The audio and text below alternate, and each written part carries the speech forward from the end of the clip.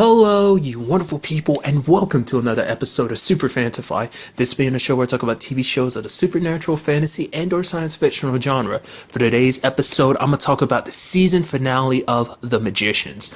A very good finale.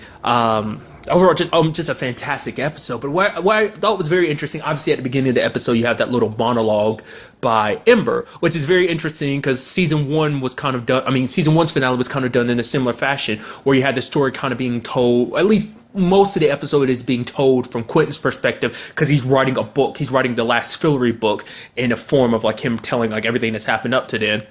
Obviously, this one being a little bit different because, like, Ember doesn't monologue the entire episode. He just monologues at the beginning, which you learn, like, you realize just how much of an impact Ember has had on everything, from that River Watcher getting pissed off at Penny. Like, you know, Ember set up the seeds for that to happen so that Penny would lose it, lose control of his hands and stuff like that. He already put the River Watcher in a very pissy mood by stealing from him, so that's why he didn't put up with Penny's crap immediately. Like, he probably would have been a little more lenient, a little easier going. He made sure that Finn was ovulating at that point in time. Like, everything that's happened in the series so far, like, everything that's happened in Fillory and stuff is all been because of him. It's like he had like a little hand in every little thing that's happened. He's kept his eye on everything because to him, obviously, everything's like, you know, he likes the chaos of everything.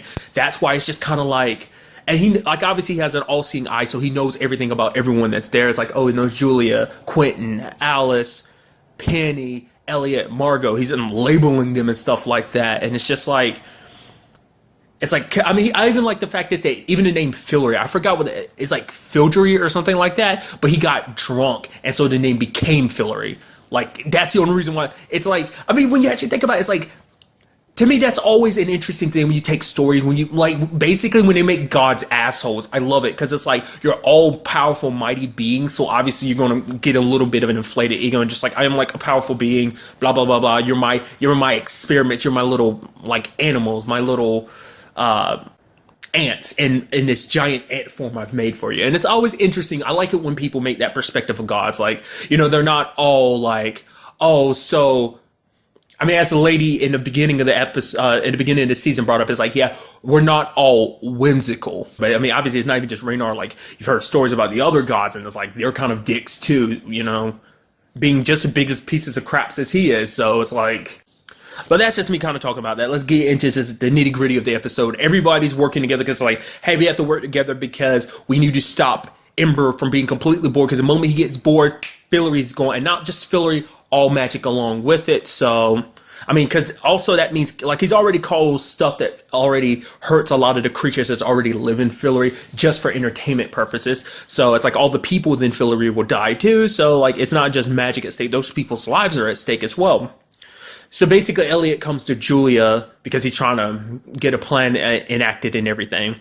With Julia, you know, she's got her shade back, and so she's not, you know, everything that's happened, she's feeling it all over again, remembering the detail. Like, I guess without her shade, it never plagued her mind like it is. But now that she has her conscience back, essentially, it's all hitting her. Everything she's ever done, like, you know, everything that she was probably trying to run from, all that pain, it's just all probably hitting her all at once. Which Elliot, like, is there trying to comfort her, and he's even like, I can't leave you alone right now. He's like, I can't even pretend to understand what you're going through. But he's basically, back in season one, after the whole Mike incident, he was in a similar state. He tried to drown his pain. He wanted to die. He got into drugs and stuff. Obviously, like, you know, he was hurting, and that was just kind of the only way he could deal with it. And he's like, Julia, I know you say you want to be alone, but honestly, it's the last thing you need is to be alone. So then you have the whole Penny situation, which you have Penny being like, yeah, Penny's dying because of the poison room. Obviously, the teachers and stuff are going to try to help him, but even then, there's no guarantee they might be able to help him in time. Like, apparently he's only got a couple weeks, which Katie's like, that sucks, because it's like, she obviously cares about Penny, and on top of that, the whole Reynard situation, it's like he's gone,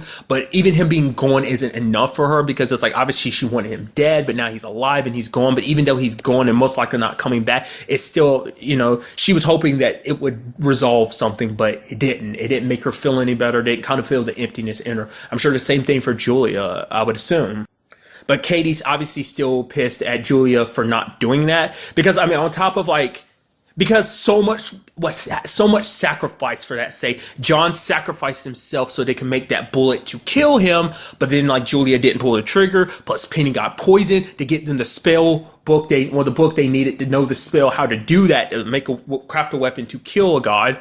And then after everything he did, Katie's like, how could you like do that? So obviously she's still pissed, because let's not forget the state Katie was in before Julia found her. She was numbing herself with drugs and stuff like that. And it's like Julia pulled her up out of that. And now it's like, for what? For you not to even do what we were set out to. You dragged me along in this mission and you still didn't, in the end of it, you didn't do it. You let him go. So you can understand the frustrations there. Obviously, Quentin and Alice aren't really making any leeway. She's still pissed at him about, being alive and everything. Still questioning, why did you save me? It's like, the fact of the matter is and Quentin uses her brother as an example. You went through hell and back just to try and get your brother back. It's like, so how can you, like, you loved your brother and I love you, so I'm not going to, like, just leave you dead. So eventually it does seem like they actually do they do get back to a good spot, which Quentin does that by giving her bacon. Just like, oh yeah, kind of tapping into, she's like, oh, the gluttony side, obviously is a good sign of you being human. Just at first, she's just kind of like, I'm not wanting to eat anything, and bacon's there. It's just like enjoying it. It's like, oh, who knew bacon was kind of the cure for slightly being okay with you coming back to life? Who knew that'd be the cure for it? I'm sure for some people it's like, bacon's the cure for everything, but nevertheless, just for her, it's just like every little thing as a human. It's like the good things that come with life. There's a disgusting like side effect. It's like, oh, eating bacon is like, oh, bacon's delicious and everything, but it leaves you greasy and disgusting. And it's like, basically, it's a giant metaphor for humans, that basically with the good kind of nice side of humans, there's obviously the very nasty and disgusting side of them as well, with everything that we do, so. But kind of turning things around a little bit. Obviously, the big part of this episode is trying to deal with the whole Ember situation, which also coincides with dealing with the whole Umber situation, because Umber doesn't want to help in any shape or form. Once again, kind of bringing up that fact is that gods are dicks in this universe. Like I said, not just in this like fiction, but like a lot of depictions kind of depict, like different stories take gods and make them kind of assholes. But in this particular case, it's the fact is that Umber, like how he's like, oh yeah, like you want to take a look in my world, Quentin. He's like, oh, I don't. He's like, that's not a request. It's not me asking you. I'm a god and you're a hairless ape or something like that. It's like, God, you don't have to be such a dick about it. Like, really, you're a god in this situation and you're not helping protect the world that you helped create, which he brings Quentin into the world formerly known as Cuba. And then, Quentin kind of points out the fact is that, oh yeah, the world's fine and everything, but it's bland. That basically looks out at the world he's created. Obviously, you kind of see like a cityscape, but it's linear. It's nothing really unique about it. It just kind of looks all the same. He has some linguine, tastes bland, and it's like, why? It's just the fact is there's no kind of oomph to it. It's like, and it's like, it just, basically everything's safe. And he's like, oh, so you're talking about my brother. It's like, because they represent each other. Like, obviously, too much of one thing is a bad thing. As you can see with Fillory State, too much of chaos is a very bad thing. But obviously, too much order kind of makes things bland. There's no like, you're not taking any risk, you're not taking any chances, you're not adding any little pow, you're just going the safe route. Bland isn't bad, nor is it good. It's just kind of like, meh, that's what you want out of life. You need good or bad. You need it to kind of be like one way or the other, because at least that's something. Bland is just nothing. It's kind of what that represents, and that's like his order. And for him, he's perfectly content with that. But he's like putting linguine on the table, and it's just, you can see it eating him up on the inside, because it's like, screw my brother. He was an idiot and everything. Screw him for he basically. Obviously, him and Ember share that opinion of each other. Basically, like, oh, they were stuck up pieces, describing each other as kind of stuck up pieces of crap. Really quickly, I like the fact that we have we've got to meet the Queen of the Fairies, and I like finding out about the fairy world too. That the fairy world is kind of slightly like alternate dimension. It's like it exists within. Like, take the world of Fillory. It's like you're in a castle. The fairy world is there, but it exists on kind of like almost like a different frequency, kind of another dimension within a dimension. So that's what that whole situation is. So technically, that's why the fairies were always right there. You just couldn't necessarily interact with them because they kind of folded into another dimension in that world. But we got to meet Margot and Josh ended up getting to meet the Queen Fairy. And basically, she knows everything that's going down. She refuses to give up Finn's baby, which I have my thoughts about that, but I'll kind of save that till later on when I get to it. But and one other situation kind of showing like it's not even just like gods. I mean, for her, it's like she's willing to help them out. She wants them to kind of step up and do something. In this particular case, Elliot to do something because obviously Ember doing what he wants to do isn't good for her either. So it's like it's self-preservation tactic working with them. Also, to travel back and forth, there's a price to be paid. We never got to find out what Josh's price to be paid was. Margot found out though, like it being her eye. That was pretty brutal. So now Margot, especially considering who Margot is too. And like I said, she's grown over the course of the season, but a big part of it's kind of like obviously one of Margot's biggest flaws is the fact that she's a very vain person. So the fact is now she has to walk around with no eye. Granted, she's got like that cool ass eye patch, but still. And it also brought up something interesting too when she came back too, because her and Elliot, ended up talking. And it's like, so when it's all of a sudden like, are we like?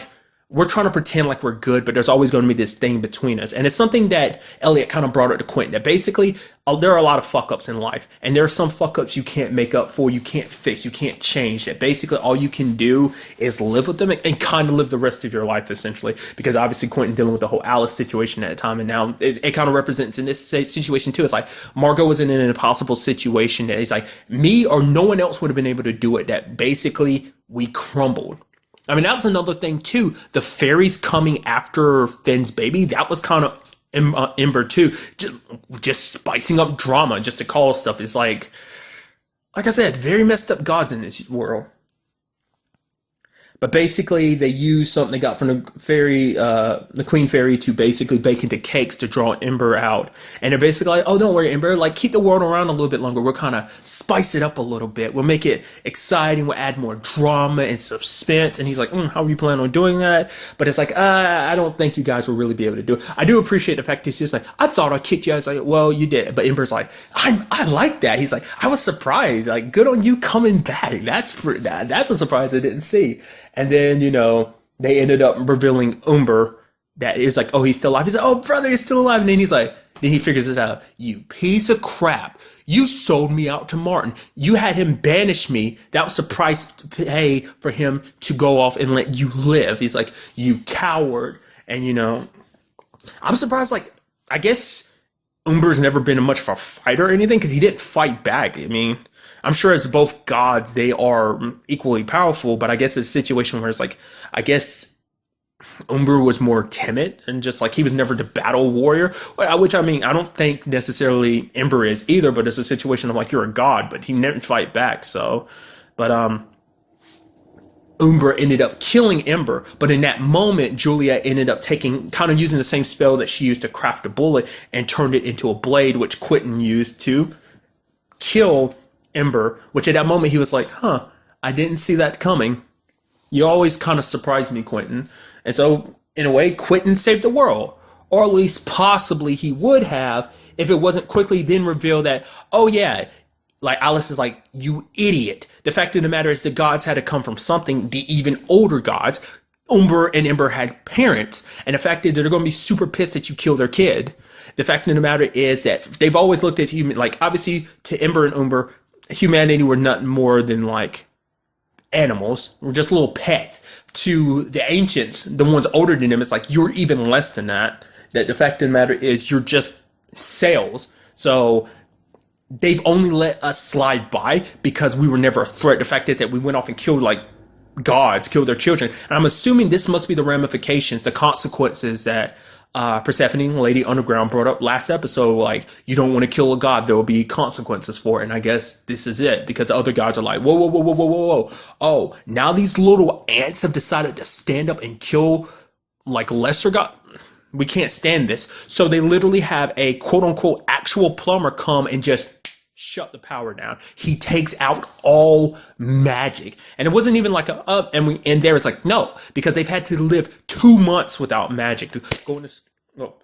Going to school pretending like, trying to be like, live their lives. But even that, I mean, that in itself sets up so much stuff.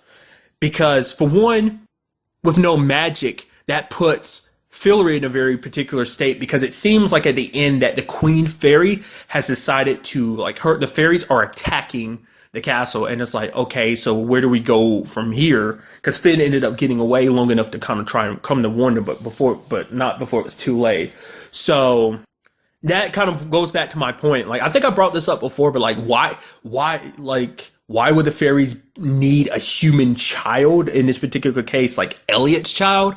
Why did they take such an interest in Finn, and why were they so unwilling to just give it? Like, obviously there's the deal's sake and everything, but it's like, why specifically Finn's child would you want? And it's got to be, like I brought up before, it has to be about the throne. They want someone on a throne, and I'm guessing that's what this is all about too. Like, they'll raise the baby, and then the baby can ascend to the throne under their control. It's like, it's a baby we raise, and it's going to go about running Fillory the way we want to. So it's already setting up that threat. Then you also have the Alice situation. Alice gets Friar Joseph pops up again. He's like, yeah, I'm here to warn you that another Niffin, I think his name is, what was it, Lamprey? Basically, he's coming after Alice, because Alice apparently did some very not so good stuff when she was a Niffin. Basically, and something that's like, oh yeah, you know what you did to his family. The fact of the matter is, it was funny and cool at the time, but not so much now that you're a human again. Obviously, there's no magic, and you're not even a Niffin anymore. So on top of that, it makes it even worse that you're even more defenseless. Because he ended up bringing up something cool too, is that a lot of the supernatural creatures, like for instance the dragon we met, a lot of them, as well as like vampires and such, are unaffected. But those like him as a Niffin who drew upon energy from the wellspring are kind of in a weakened state. So now Alice has to worry about that threat. Then we also heard like the whole Katie situation with her talking to Harriet about helping Penny, which she's like, oh, I'd like to help him, but the fact of the matter is I can't expose myself to the library because it'd be bad for me to shut down all the things that I'm trying to do.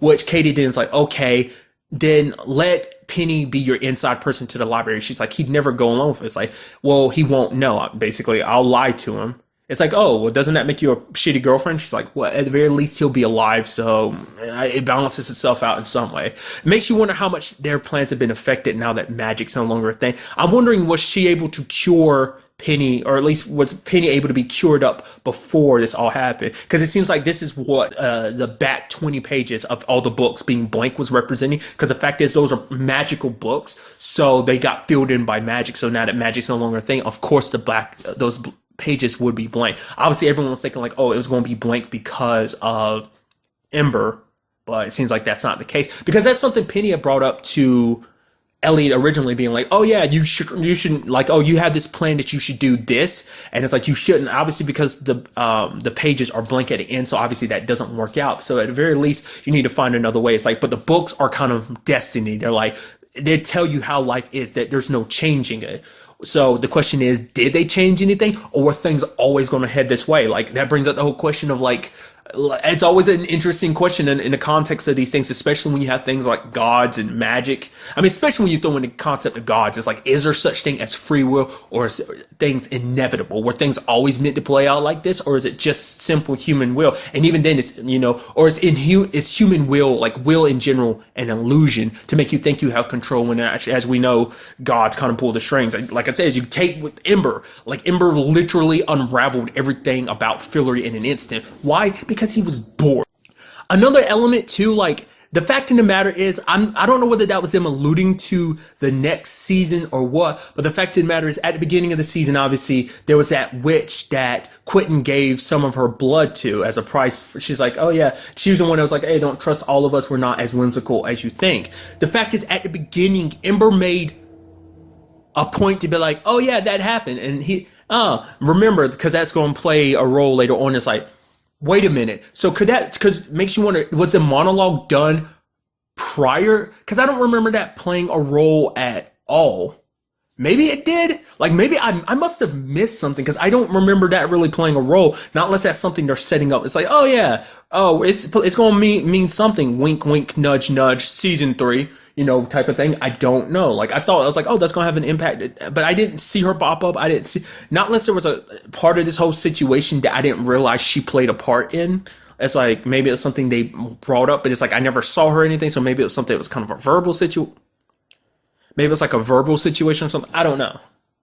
But what we do see at the end of the episode is an interesting thing where Julia's like, yeah, I need to show you something, but you can't tell anyone, okay? And she starts doing a little bit of magic. It's enough to kind of spark some things. And it's like, okay, so magic is there. Like, there is a possibility that it will, like, that's why, like, Henry was like, yeah, we need to study for magic, still learn about it, and be prepared for the day when it eventually does come back.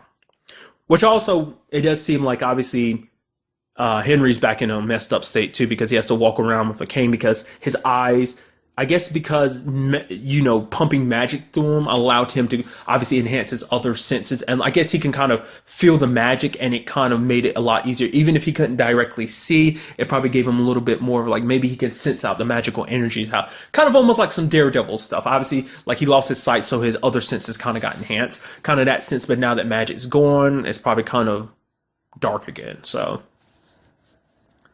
Like I brought up at the beginning, a very fantastic episode. As I kind of alluded to, season 3 has been confirmed. Thank you, Sci-Fi. I always appreciate when you let me know ahead of time. I don't have to be biting my nails. Oh, did it get renewed or not? So I'm super excited to see where they start off next season. I mean, obviously the cliff shows ending cliffhangers and stuff like that, but this is a pretty big cliffhanger to end off on, like where all magic is like out the window and just like. Shit is literally hitting the fan. The fact is, since we've brought them up, makes you wonder: are we going to meet Ember and Umber's parents? Like, is it a situation where it's like they have actual parents, or they're just like, are there a whole bunch of like older gods? Would like I get the feeling like obviously someone like Persephone, Lady Underground, would be represented as like one of the more newer gods, like Umber and Ember. So. And that is a question too. What's up with that whole her and Reynard situation? Also, what about the bullet? Because I brought that up last episode. I was like, oh, they're going to have to kill Ember, which I was totally right about. Because the fact is that she went out of her way to bring up, oh yeah, there will be consequences for killing a god. It's like, they put that in there to the foreshadow. The fact is that I wasn't expecting both of them to die. I was expecting Ember to help them. I mean, obviously he did unknowingly, but he really didn't want to because he was kind of willing just to, it's like, oh well, let Ember do what let Ember do whatever he wants to. I'm going to go off and build my own world and kind of start fresh. Sadly, you never get that chance, so. But what about that bullet? Whatever happened to it? Why didn't they ever use that? Maybe the bullet doesn't necessarily work. Maybe it's tailored only to be used against Reynard because it is his son. Maybe the bullet can only be used in that shape or form. Maybe like that's probably what the spell is like. It's like, oh, it can only be used to channel something, some energy related to that particular god. In this particular case, it was, Umber his power used to kill Ember, so maybe that plays a role in it. So maybe that's why the bullet can only be used. I mean, that's me surmising, because it's like, I mean, that's still in your back pocket. But if it has that limitation, then maybe having it won't mean anything, which adds more effect to the fact that is why Katie would be pissed. It's like, John died for absolutely nothing, because it's not like you could use it to deal with any future problems if that's the case. Maybe it's like a situation where it's like, oh, you're trying to wait for a rainy day where it's like, I don't know. That's the only reason why I can see around you not using that bullet when you have the opportunity. So, like I said, I'm very interested to see where like a third season is going to take us. Like, because as we saw in the library, like Penny was being taken away by Zelda, which like I had to think for a second. I was like, yeah, we found out her name the other episode, but what's her name? Zelda, yeah. And also the Sylvia situation. Turns out that might have just been nothing. I don't know. I feel like, because obviously we found out the whole thing, like why she was like her dad was someone pretty big and important. So I'm guessing that's going to be something that pops up in season 3. But obviously Penny got taken away by the librarian, so it's like time works differently in that world. So maybe only a little bit of time has passed in the Netherlands. Like, where did they go once all the magic was shut down? Like, does the library itself still exist, or do they kind of get locked out of it? Now that that's the case, like I said, it also comes down to whether Harriet healed him or not. I mean, really, that's kind of useless to them now too, because it's like, well, now that the place is closed down, like now that magic doesn't exist, I'm sure the library is shut off to anyone really getting in. But also, does that mean that like Penny's power of being like, being able to get inside of people's head, does that no longer exist either? Or is that kind of something that exists a little beyond magic or something like that? Makes you wonder. Why can Julia use magic and no one else? Like, obviously, Julia's always been like, the way Henry kind of talks about it, it seems like Julia's always been a special case. That's why like everything kind of hinged on her changing things, when it came to like the loops and everything. But also, what is Harriet's plan for the library in the first place? Like, what is it she's trying to get out of there? What was it that she wanted that was inside the poison room or whatever? I mean, more so, I guess it's just the fact is that they hoard knowledge, and the fact is that maybe at the end of it all, we'll find that the library, as well as like the order that represents it, has ulterior motives too, that they're hiding. I mean, obviously they're hiding a lot, but maybe there's a little more danger to them than we kind of surmise. So I mean, like I said, this is all speculation. We would just have to wait to see what goes down in season, like where season 3 plans to take us. So, but really, that's all I want to talk about in this episode. Till the next time we meet, be happy, be safe, live life to the fullest, and enjoy it. Good day and goodbye.